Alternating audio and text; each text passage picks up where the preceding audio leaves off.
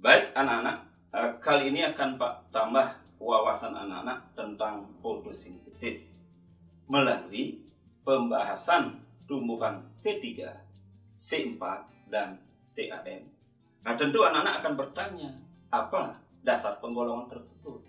Nah, untuk itu Pak ajak anak-anak fokus, yaitu pada peristiwa di reaksi gelap. Nah, di reaksi gelap inilah sebenarnya dasar penggolongan tumbuhan C3, C4, dan CAN. Nah, untuk itu perhatikan penjelasannya. Nah, ini merupakan bagan fiksasi dan siklus Krebin dari tumbuhan C3. Ini merupakan bagan fiksasi CO2 dan siklus Krebin pada tumbuhan C4. Nah, ini merupakan bagan fiksasi CO2 dan siklus Krebin pada tumbuhan CAN.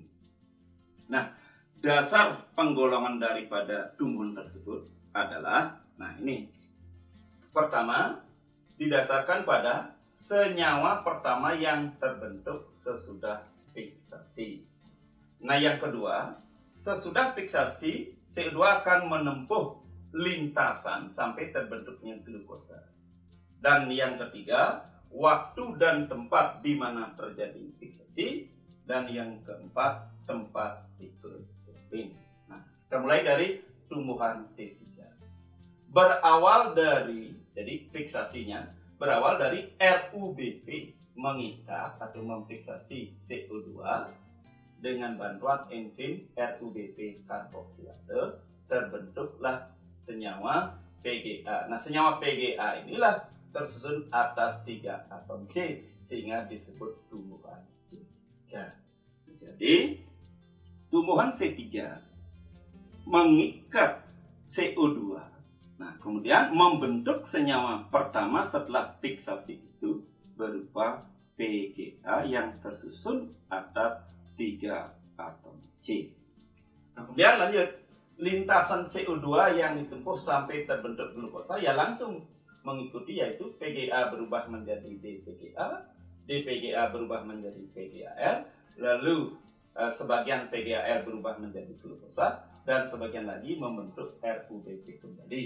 Nah, jadi mulai terikatnya CO2 sampai terbentuknya glukosa, lintasannya adalah seperti ini yang disebut dengan lintasan C3.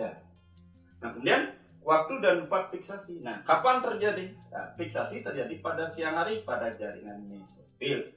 Tempat siklus Krebin. Nah, di mana terjadi siklus Krebin? Di jaringan mesofil. Nah, itulah ringkasnya tumbuhan C3. Nah, bagaimana dengan C4? Tumbuhan C4 mengikat CO2 yang berawal dari senyawa PEP, fosfoenolfilpat. Nah, PEP mengikat CO2 dengan bantuan enzim PEP karboksilase.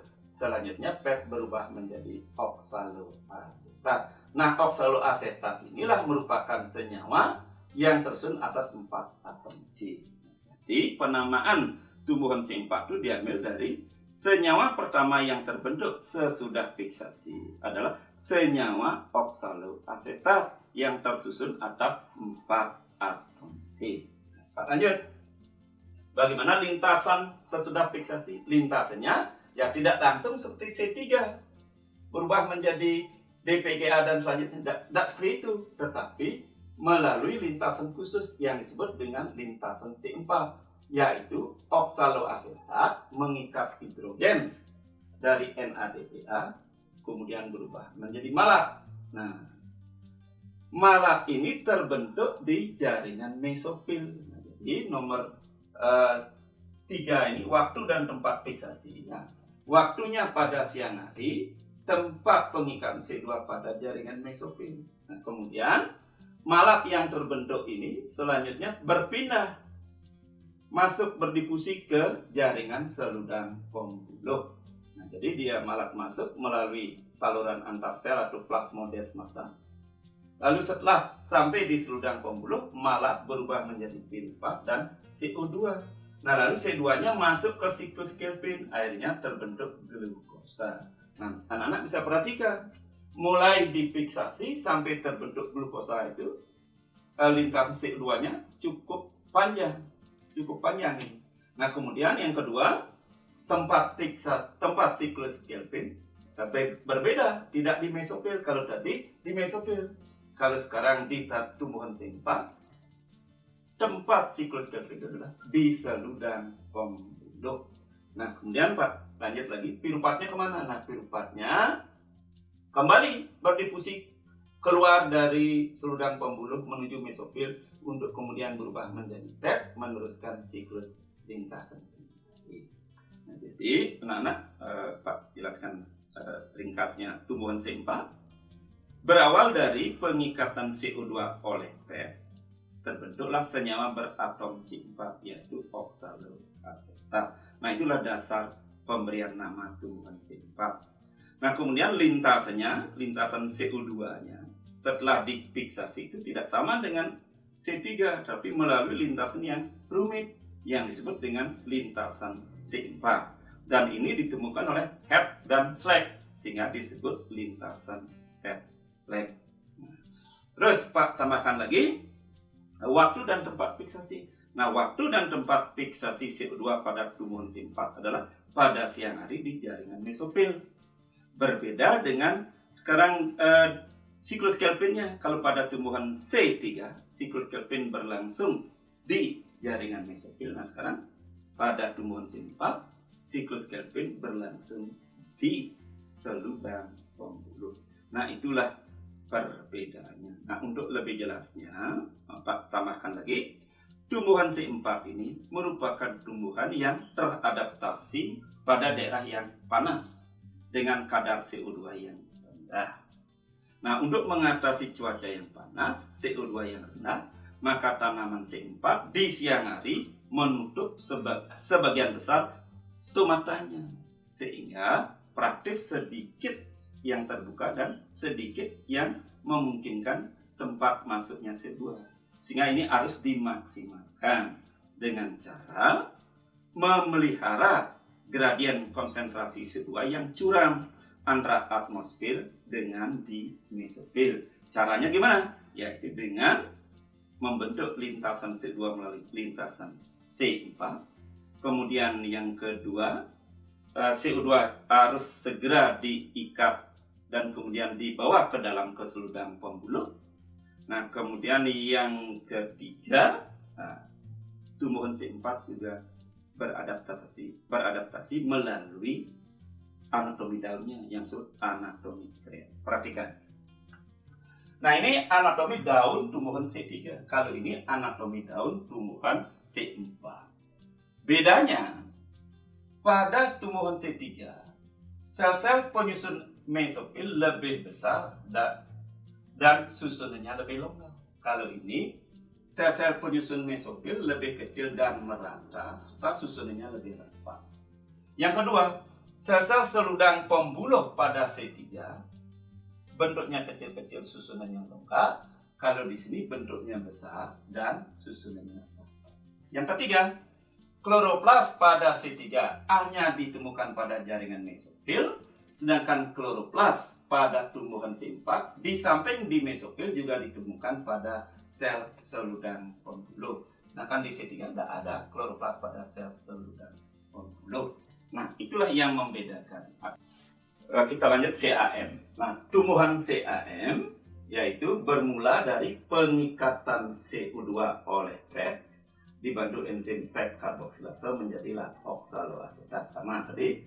Kemudian oksaloasetat berubah menjadi mala. Nah di sini bedanya sekarang, mala tidak berpindah ke jaringan seludang pembuluh, tetapi disimpan di dalam vakuola. Nah Pak jelaskan, tumbuhan CAM ini memfiksasi CO2 pada malam hari, beda dengan tanaman C4 memfiksasi CO2 pada siang hari. Kemudian menyimpannya di dalam vakuola. Nah pertanyaannya, mengapa CAM mengikat CO2 pada malam hari? Nah jawabannya, tanaman CAM ini kita ketahui tanam yang teradaptasi di daerah yang gersang, yaitu cuaca yang sangat panas, kadar air yang sangat sedikit. Nah untuk itu pada siang hari seluruh stomata tanam CAM tertutup, sehingga tidak mampu memasukkan CO2. Nah untuk itu praktis, tidak bisa mengikat CO2 di siang hari. Makanya diikat pada malam hari. Pada malam hari, stomatanya terbuka. Nah, Pak lanjut. Setelah disimpan malam sepanjang malam di dalam vakuola, selanjutnya malam di pagi hari keluar, lalu terurai menjadi pirupa dan CO2. Lalu CO2 masuk ke siklus Kelvin untuk membentuk glukosa. Sedangkan pirupa berubah menjadi PET, kemudian PET kembali memasuki lintasan C4. Nah, jadi Pak tekankan lagi, pada tumbuhan CAM, pengikatan atau fiksasi CO2 terjadi pada malam hari. Kemudian CO2 disimpan dalam bentuk asam malat di dalam vakuola. Nah, seterusnya siklus Kelvin terjadi pada siang hari di jaringan mesofil. Nah, itulah bedanya dengan C4. Pak lanjut. Untuk menekankan atau menajamkan pemahaman anak-anak terhadap tumbuhan C3, C4, dan CAM.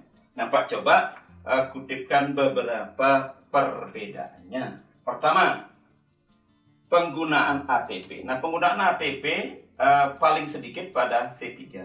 Kemudian pada C430, Pak ulang ya, pada C318, pada C430, pada CAM39. Nah, di mana penjelasannya? Kalau pada C3, penggunaan ATP itu terjadi pada siklus Kelvin ini. Nah, pada siklus Kelvin ini saja, yaitu pada pengubahan PGA menjadi dPGA dan pengubahan PGAL menjadi RUBP. Nah, pada tumbuhan C4 beda. Penggunaan ATP di samping pada siklus Kelvin. Nah, demikian juga pada CAM. Di samping pada siklus Kelvin juga pada lintasan C4, yaitu pada saat perubahan pirupat menjadi PET. Nah, di sini juga sama pada perubahan pirupat menjadi PET. Nah, itulah yang menyebabkan C4 dan CAM menggunakan ATP lebih banyak dari C3. Nomor 2, fotorespirasi. Apa itu fotorespirasi? Nah, sesuai dengan namanya, foto itu cahaya, respirasi ya sejenis pembongkaran zat makanan. Nah, jadi begini, kapan terjadi fotorespirasi dan di mana terjadi fotorespirasi? Nah, kapan terjadi ini pada siang hari, di mana terjadi lebih banyak di tanaman C3. Mengapa? Karena tanaman C3 ini tidak mampu mengatasi cuaca yang sangat panas, kadar CO2 yang rendah. Nah, sehingga pada siang hari itu tumbuhan C3 menutup stomatanya sehingga hambatanlah CO2 masuk ke dalam daun. Sehingga kadar CO2 di dalam daun rendah, sehingga suplai CO2 terhadap siklus Kelvin juga terhambat. Nah, bahkan kondisinya kadar oksigen di dalam tubuh tanaman itu lebih tinggi dari CO2. Nah, inilah pemicunya. Jadi rendahnya kadar CO2, tingginya oksigen, memicu tanaman C3 harus berusaha sendiri mengadakan CO2 untuk keperluan siklus Kelvin. Akhirnya terjadilah reaksi pembongkaran RUBP. Nah, jadi diawali dengan terikatnya oksigen pada RUBP. Nah, lalu RUBP mengalami perubahan atau pembongkaran menjadi senyawa fosfoglikolat. Nah, selanjutnya fosfoglikolat ini mengalami sederet perubahan yang akan menyediakan CO2 untuk kepentingan siklus Kelvin. Nah, itulah yang disebut dengan fotorespirasi. Nah, ini kejadiannya lebih tinggi di tanaman C3, sedangkan C4 dan CAM lebih rendah. Nah, tentu anak-anak bertanya, mengapa C3 dan CAM fotorespirasinya rendah? Nah, jawabannya karena C3 dan CAM mampu mengatasi cuaca yang panas dan kadar CO2 yang rendah. Caranya bagaimana? Nah, kalau pada tanaman C4 mengatasinya melalui lintasan C4. Yang kedua dengan cara memindahkan CO2 dari mesofil ke seludang pembuluh secepatnya. Dan yang ketiga melalui anatomi kren. Nah, jadi adanya 3 peristiwa ini, maka terjadilah suatu kondisi gradien konsentrasi CO2 yang curam antara di atmosfer dengan di mesopil. Dengan demikian, maka suplai CO2 untuk kepentingan siklus Kelvin tetap terjaga. Lalu bagaimana dengan CAM? Nah, CAM caranya mengatasi kadar CO2 yang rendah di siang hari dengan mengikat CO2 di malam hari. Nah, yang ketiga, anatomi daun. Nah, anatomi daunnya ya kalau di sini di C3 Pak jelaskan tadi, mesopilnya lebih besar dengan susun yang longgar. Kalau di C4 mesopilnya relatif bentuknya sama dengan susun yang rapat. Seludang pembuluhnya kecil dan susun yang longgar. Kalau di sini seludang pembuluhnya besar dengan susunan yang rapat. Nah, kalau CAN